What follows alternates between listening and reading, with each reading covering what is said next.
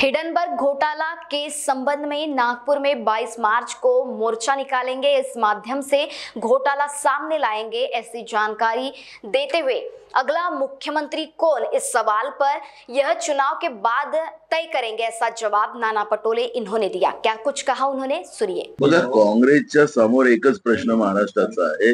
Maharashtra BJP आणि महायुतीच्या सरकारने गुजरातला गहाण ठेवलेला आहे। काही हिस्सा महाराष्ट्राचा विकायला पण सुरुवात झालेली आहे। काँग्रेसच्या समोर महाराष्ट्र वाचवणं एकमेव ध्येय आहे।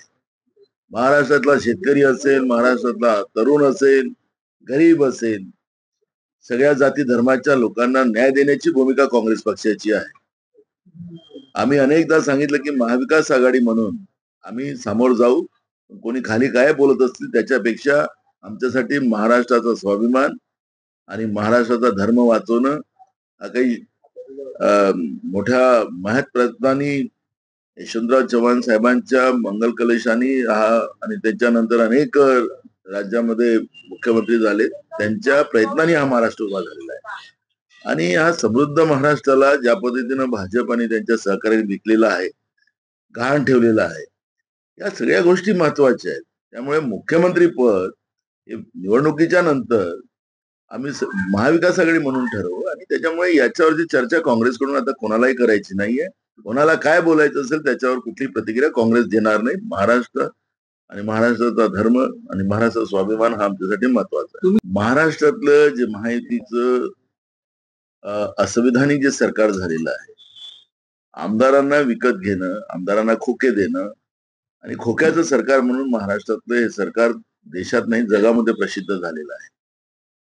आणि असंविधानिक हे खरं तर मान्य सुप्रीम कोर्टानेच त्यांच्यावर शिक्कामोर्तब केलेलं आहे की त्या तत्कालीन राज्यपाल भगतसिंग कोश्यारींनी ज्या पद्धतीचे मुख्यमंत्र्याची शपथ घ्यायला लावली ती असंविधानिक आहे, अशा पद्धतीचं मान्य सुप्रीम कोर्टानेच त्याच्यावर शिक्कामोर्तब केलेलं आहे।